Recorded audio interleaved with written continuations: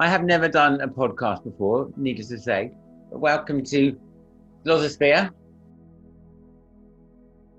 Well, you look very smart today. Doesn't it look smart, don't you think? This is my niece Anya, the youngest of my nieces, Guy.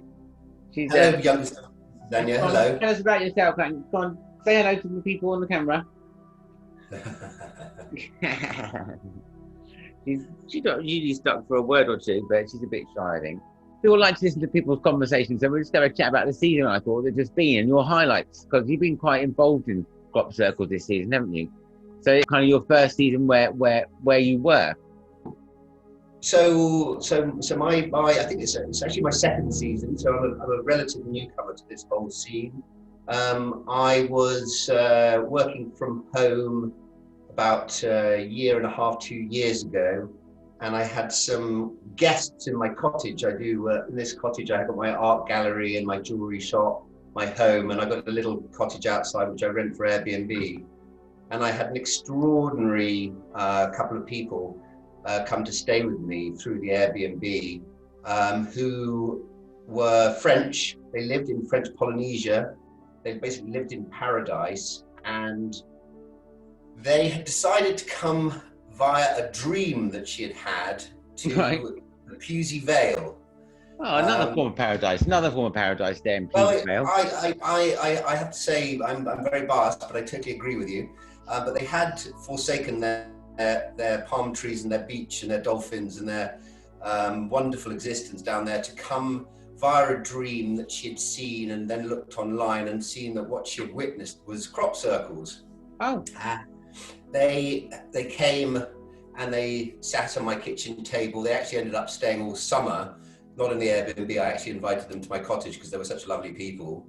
And we spent a very, very puzzling summer where I looked at them very skeptically, scratching my head, going, these guys are nutters. They were joined by a Spanish friend of theirs as well. They were the most charming people, the most lovely people, but I could not for the life of me fathom why they were there and what they were talking about with this crop circle thing. And I was none the wiser by the end of the summer because I didn't go to visit any with them. I was just working and doing my thing and just couldn't really get my head around it. Anyway, they left me a gift, which was a book by Janet Osgard. And out of more politeness than anything else, I read it because they'd given it to me as a gift. And I was so mesmerized by this book and so inspired by this book that, having never visited a crop circle in my life, it inspired me to write a novel, which I'd always been wanting to do, but at last I had a story. I had something strange and wonderful to wrap it round. So I basically made up a fictional story around. It's a good moment to plug your novel, to tell them what it's called to start with. What's the novel? So the novel, so the novel is called Circumnavigation. It's very much an exploratory quest that I was wanting to do an outpouring for various reasons, very personal reasons. I wanted to do an outpouring, a sort of absolution of my sins and soul, and this wonderful background. Not sure I want to do that just yet. You what? Not sure I want to go down that road just yet, but an outpouring of the sins of my soul. My God, is that what you said? Were they your words? It was something like that. Yes. Well, I just quite a good quote for your book. Is an outpouring of the sins of my soul. The long and short of it was that I'd started writing about these things, and I needed a story to wrap it round. And then, like any good first novel, it's horribly autobiographical. The names have been changed to protect the innocent, and the very much the guilty. Do they recognise their own characters? Have they got any feedback where they recognise their own characters? Oh yeah. There are plenty of people that have come to me, and they're actually really pleased with it, and have asked me to embellish on it again and encouraged me to write more. But what was it called again?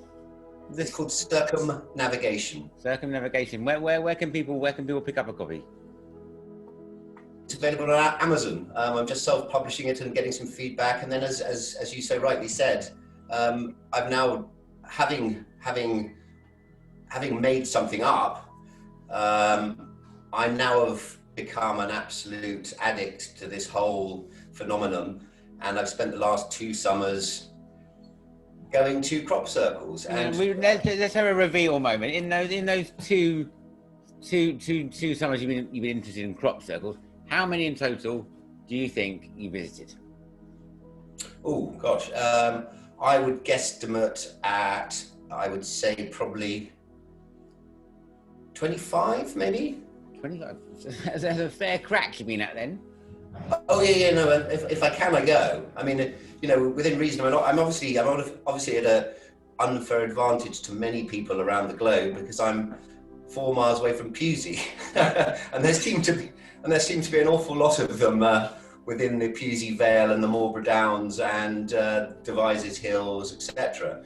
And where's my summer? The first summer since well, I have actually once before in my life had a summer when I was enthusiastic about. I even wrote a little dissertation and was in the local press because I was only I think 10 years old or 11, so it was 30 years ago. 30 years ago, in fact, I must have been 12 because it was 30 years ago.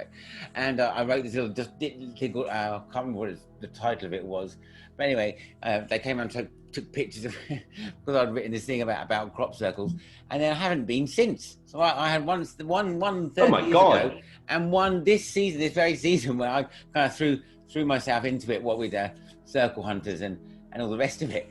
And so yeah, we both had 2 seasons, but opposite ends. I was 30 years ago, and yours have been back to back kind of thing. I mean, but then you when you look at the evidence in the crop circles, when you actually start getting into it, you start, in my mind anyway, you start drawing links and pulls and energies from your past that you then realize actually were entirely connected with the various forms in this world, the various energies in this world or in the universe. And they pull you in a certain direction. And I know as a fact now, I didn't before because I was just, I just act impulsively. But, I went to school just down the road. When I was at school, I was wildly attracted to the whole sort of ley line and henges, and it was only just down the road from Avebury and the mounds and stone circles and you name it. And I thought that was absolutely enchanting, so romantic, so exciting. And the fact that it's all here. And I can even remember, we all remember things like album covers, with crop circles on them. And these things were always very, very meaningful to me. But I just never thought that it was something that I was going to ever investigate. It was anything I was ever going to get into. And I particularly remember going for a walk. I've been in this cottage now for about 15 years.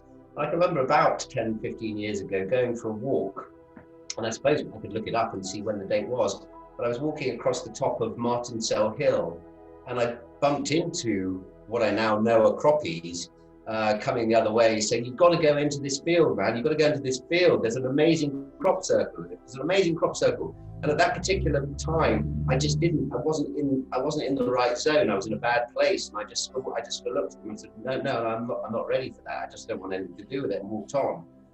And wondering if a person who's not a believer in a crop circle can be described as a croppy. Can a skeptic be a croppy as well? I like that word. Well, I think. I mean, one thing that this summer has taught me is that there's an awful lot of very skeptical people out there. But they are skeptical about a particular subject. I managed to ruffle a few feathers on lots of feathers. Yeah, I've with my various little YouTube vids or readings, I've just definitely rubbed up the rhubarb of some people the wrong way. That's for sure. And it wasn't my intention either. A lot of the criticism I face was that I'm trying to grab the limelight or grab the attention for myself, or some nonsense about that, or he's only trying to promote his own channel. Oh, that was the general nastiness of it. When in fact it's not about that. It's about having the actual conversation, the actual debate, the communication between people who are not going to just try and shut arguments down. That was a stimulating thing about the crop circle arena, as well as the obvious thing, the crop circles themselves, Well, Lawrence, I genuinely think, having done this for a couple of years, that there are a host of very, very bright, very, very wonderful scientists and enthusiasts and people that really, really appreciate just how beautiful this art form is and really want to get whatever end of the spectrum they believe in, whether, you know, and we'll go into that another time or later, I don't know, but whatever end of the spectrum they believe in, they're doing it in a loving and wonderful way and in a constructive way. But I genuinely believe that the crop circle phenomenon has been crushed, put back, stamped on for decades now, ever since it became sort of more public. And I suppose modern communication and modern technology, the introduction of aircraft and helicopters and now drones, the obvious social media connection, you know, it's suddenly a much more vibrant community where it's much more open to criticism. And I'm afraid my skepticism goes so far that I do believe that these wonderful energies that we truly experience in this incredible art form are a threat to a multitude of different traditional old school platforms, and are not in the best interests of the people in power and the people that make money in this world. And I genuinely think that these ne'er-gooders on Facebook channels or blog posts. You think they're stooges? You think they've been placed by the anti-powers that be, if you want, don't you? I have absolutely no doubt about it. They are the only consistent contributors to the general chat. However, coming up on Lotosphere in just a few weeks' time, we're going to be meeting, and we're not going to be revealing his identity for obvious reasons, but we are going to meet and we're going to plan our own crop circle, which we're going to execute next year. So Lotosphere is going undercover with people that actually design beautiful circles, and the designs are beautifully done. They're stunning watching him put together these mathematical things. But if you were to look at it, you would think, my goodness me, it's an impressive feat.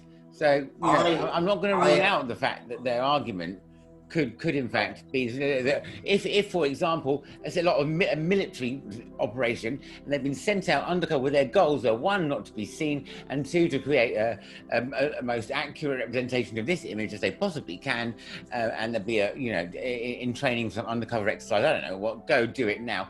I think these are all feasible options, and I think which could be. Do you agree? Do you? Well, I in the spirit of a podcast that we should be vying and arguing and bantering about, I actually totally agree with you. I think there are multiple layers of possibilities that certainly include very, very talented artists that are human. Is it a coincidence that there's that SAS military kind of base in Wiltshire where all these things crop up? Who knows? Who knows? No, I'm totally open to that whole idea. In fact, my fictional fantasy was very, very military based. It's very much about a bunch of soldiers who are witnessing this and trying to do that and trying to explain that, and they're an integral part of my book Circumnavigation. But I mean, to be quite frank, from the number of orbs I have seen with my own eyes ever since the incident at the top of the Welsh mountains, when the cloud, for what it's worth, opened up over me and the scientists, and it opened up, and a huge eye or something revolved round, snapped up. We both were very unwell. Both felt a bit queasy after that. I wished off, and there were tiny little blue orbs following us around. I'll share some pictures with this video actually.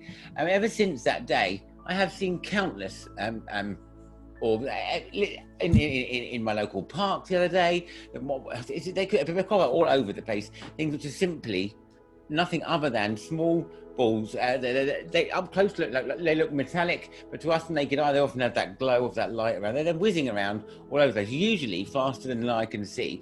They can travel at speeds that are going so fast, you have to really slow down a camera frame to almost every single frame to catch it. So, and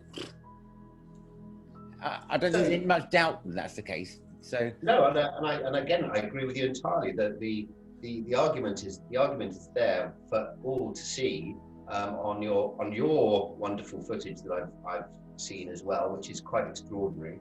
And do you know, Lawrence, that I don't know when we met. Let's say it was about a month or two ago, but we missed each other by approximately 2 hours, because when you made that incredible film in the middle of the night at Stanton St Bernard 2020, I woke up at about the same sort of time that your orbs were flying around and you were taking that incredible footage of the energy in that beautiful place. And I was there 2.5 hours later in the rain with my son at 6:30 in the morning. He's 10 years old, and he was there with his hands on the earth going, "Daddy, this is amazing. Why is the ground so hot?" So the cool thing is, wait with this, Lawrence. So my son, I mean, God, I mean, if it is like plasma energy or microwave energy or whatever these things are happening, my poor little son, he actually picked up the hot earth and he went, it still tastes like mud. Yeah. So, by the way, in case of you who's not aware, the incident he's describing is the first ever video I'd ever made in my life. I'd never worked in video editing, video production, nothing like that, until I came to revisit, after that 30-year gap, the crop circle kind of phenomenon. And I decided to throw myself head into it and make a documentary about me and my friend who was going to come around with a camera. We call ourselves Circle Hunters. And we made the movie, and that instant was the final episode in that journey when we went to the Stanton. I can do the plug for you, because those I think there are 2 films on there. You've done them one after the other, Circle Hunters 1 and 2, and they are well worth a watch. I was literally gobsmacked by.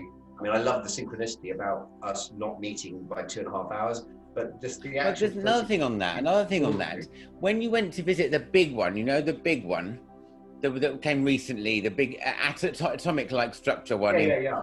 And what time did you arrive at that one? Because you were there. I saw when you put the video up. What time did you arrive that day? Well, I was on the south coast camping with some friends, and so that was in Dorset. I got the message that night that it was there. So when the dawn broke, I got on my motorbike and I went north. That must have taken a couple of hours. I reckon I was there about 9 in the morning. Right, because I actually fell asleep next to that one on the night before when you were travelling back up towards it. And I left there. I woke up like, oh my goodness, I'm asleep in a crop circle kind of thing. At about I think 5:30, I kind of got my stuff together and left at 6:30, and I was out. Then you were there again a couple of hours later. Yeah, I'm catching up with you there. Yeah. But I'm not the one that lives in Wiltshire. You are. Oh, I know. I've come the whole way from Norfolk, from London, from Southampton. Yeah. I was on the south coast for that particular one, but I've made a real point when I can. Ironically, the last 2 of the season, which I was at both times I was at work in London. So by the time I'd even pulled myself together, they were already chopped down. So I was very, very gutted to not get part of it. So which of your circles, there's the 2020 circle, think of all the ones you see in 2020, all the ones you've been in fact, which took your breath away the most and why? Oh, well, in retrospect is a very easy thing. And again, watching one of your films, I'm going to come back to that in a sec, because I actually should have enjoyed one much more than I did, because I didn't enjoy it, but we'll come back to that in a sec. My own favourite, without a shadow of a doubt, this summer was the one, I don't even know what it was called actually, but it was near Wilton, just near Salisbury. And it was a really, really extraordinary experience where the actual, I mean, thanks to the drone guys and girls. There was great footage. Dronescapes. Dreadscape. We've got there's all sorts of wonderful flyers out there. I'm a great pal of a wonderful guy called Peter James, who does some lovely pictures as well. But there are so many great artists out there doing it. On this particular occasion, I got the thing, and I thought, yeah, I can do that. And I got up super early again before dawn. I jumped on my motorbike, and it was absolutely pissing with rain. And anyone that's been on a motorcycle knows that rain is not your friend. Torrential rain is definitely not your friend. And I got there very early in the morning, probably about 6 or something like that.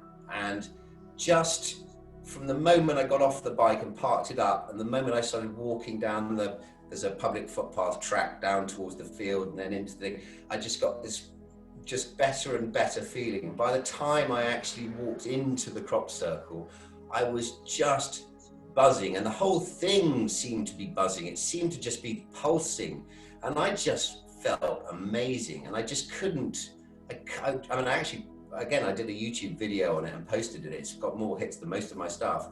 And it was just so intense, the experience. And again, going back to what you said, I then, in the driving rain, so I admittedly had waterproofs on, but I then got to the center, which was absolutely intense. I mean, it was what kind of shape was it in? I'm putting pictures up of it actually. So it's a circle with some smaller and bigger circles around it, but actually one of the features of it, it's like a Maltese cross, which ironically is the same shape as the cross that's on the Wiltshire Constabulary or the Wiltshire County or the Wiltshire whatever thing. So I don't know if they were linked at all, but all I know is that this thing the cross had a swirl pattern in the middle with one of those lovely little tufts that just is perfect in the middle. Yeah. Just a handful of stalks, just perfect. Yeah. Like I just remember just being totally overawed by the whole thing and lying down in the rain on the ground, just being totally overawed, and then waking up 2 hours later, still in the driving rain, still feeling amazing, and I phoned a friend by that stage. He came and joined me, and I must have been there for 5, 6, 7 hours, just in the rain, feeling incredible. Even the bike ride home, when I eventually got too wet to carry on. And sometimes it's nice to just go out in the rain when it's pouring down, when you put your arms out and go, resign yourself to the fact it's raining, but just raining alone. And you're not just you could do that, but let everything go, but you're also in the center of that vortex of energy, which is like, what is it? And let's face it, that is a real added bonus. You're in the middle of a vortex. Well, I think you were so right about that sort of color. It does feel great to be in the rain sometimes and dance in the rain, but to be in the rain for 7 hours or something like that, with a 1 hour bike ride on either side of it, and still feel fantastic and be in that column of energy that is just overwhelmingly exciting. And I just feel that these things, when they're like that, with the greatest respect to your artist friend who's going to do a beautiful work of art, I'm pretty sure that the one he's going to make does not have that unbelievable column of energy on it. And if it does, then this goes on to the next stage, whether it is a natural phenomenon, whether it is a man-made and natural phenomenon, whether it is an alien and man-made phenomenon, whether it's in fact humans using technology from either our higher selves or from aliens or from our future selves even, that is a difficult question to answer, isn't it? Well, it frankly is an impossible question to answer, but isn't it exciting that we're actually engaging in that conversation and thinking along those terms? Isn't that so refreshing? Bring it on. And wonderful. So I mean, the more that I immerse myself in that, the more that I watch people's films and I watch documentaries and I read books and I do this and that, the more information you realize has been out there for hundreds, thousands, tens of thousands of years. This is nothing new. This is nothing new at all. It's just. Oh no! I mean, people that haven't watched spread. Circle Hunters #1 might be surprised to know that in the media there was a report of a circular image left in overnight with a square in the centre of it, which has it freaked them right out at that point. They thought it was the devil or fairy rings or something like skyborne sound trumpet. But it's been around since back in those times, haven't they? So it's a long time they've been witnessed and recorded. Well, and let's not forget that, you know, there are stone versions of the same thing that pay homage to the same mathematical formulas and this, that, and the other that are 5,000 years old. There are mysterious buildings that people still can't explain all over the world. You know, whether it's in Egypt or you know, the pyramids or the Maya. Right back to how the hell did they manage to to produce those beautiful symmetrical pyramids?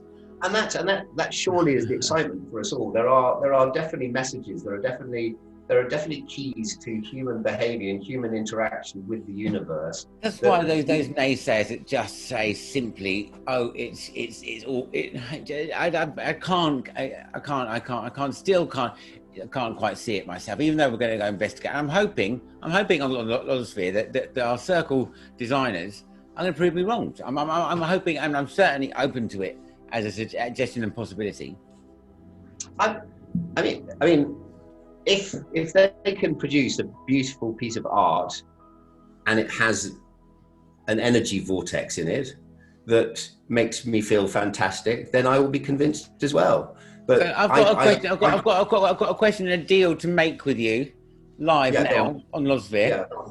Next year, we're on a mission, Lawrence. Yeah, no. In 2022, we're not going to reveal which of the circles we have created. So after then, I'm going to present you live on this channel with 3 circles that are in the general vicinity, and I'll ask you which one you think we made and why. Okay, I'll take that challenge up. Yeah, I'll take that challenge up. You want to do a little COVID silly thing? Yeah, go on then. There you go. Got you. As for COVID, that's for another day on Lodosphere. Don't get me started. Because the thing about what is happening at this point, we're not going to talk about this now, but this is coming up. But the planet, it was always predicted around about this time to go through a process called ascension, where we're moving up a gear, up a dimension, adding in extra thought energy and patterns at a rapid rate. And it appears that the science is now backing it up, because this year the Schumann resonance, which is the sound, electromagnetic sound the planet makes, which has been the same for eons, longer than humanity's been around, has been the same, suddenly shot up to different frequencies, so vibrating at a different speed, making a different sound, sending out different electromagnetic waves than ever before. And so I think the reason COVID, to bring it back to COVID, has been very convenient for the media and for the powers to be, is because they're trying to prevent us getting together, communicating properly, to having these conversations like we're having right now here, prevent all this happening, in order to somehow block or stop or prevent the planet from actually ascending as we should be doing. Anyway, that's coming up on the Lodosphere. They do so at their peril, because the warning signs are out there, whether you're looking at nature or whether you're looking at the environment or whether you're looking at the messages in the art of the crop circles. It's the warnings are there, and we'd be very, very, very, very stupid to ignore those. Yeah, well, it's been lovely talking to you today. I think we'll probably leave it there for the time being. Lawrence, a joy as always, and I very much look forward to another chat. Yeah, we'll catch up again soon. Okay, take care. Take care. Bye.